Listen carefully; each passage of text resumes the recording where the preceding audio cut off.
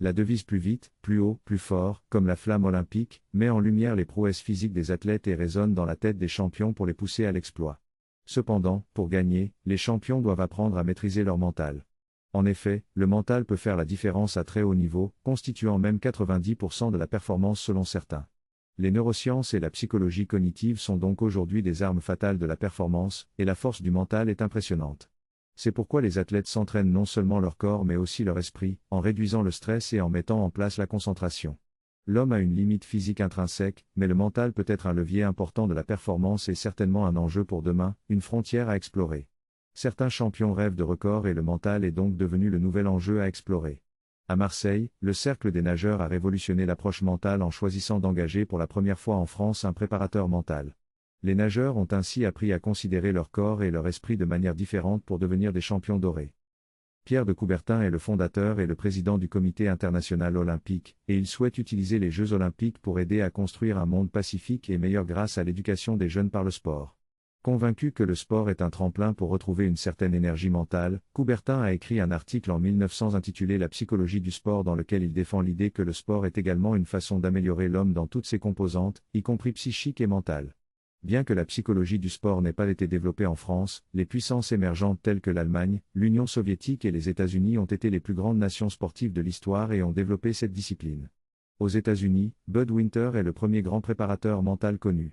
Entraîneur de sprint avant la Seconde Guerre mondiale, il a mis en place une technique qui a permis aux pilotes américains stressés et inexpérimentés de se relaxer lors de la bataille de Pearl Harbor en décembre 1941, leur permettant ainsi de donner le meilleur d'eux-mêmes et de remporter la victoire.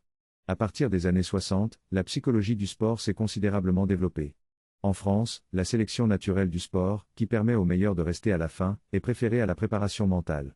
Le champion cycliste Bernard Hinault incarne cette mentalité en disant qu'il est là pour gagner et non pour faire deuxième. Son entraîneur, Cyril Guimard, le qualifie de tueur au mental d'acier. Le plaisir de la victoire est le moteur de Hinault, et il considère que les champions sont des tigres qui sont là pour manger les moutons. Le stress est une réponse nécessaire pour assurer la survie, de l'espèce. Lorsque les hormones de stress sont libérées dans la circulation sanguine, elles mobilisent principalement de l'énergie pour nous permettre de faire face à la menace. Le rendement de ce stress est déterminé par notre capacité à le gérer. Hans Selye a distingué les bons stress des mauvais stress.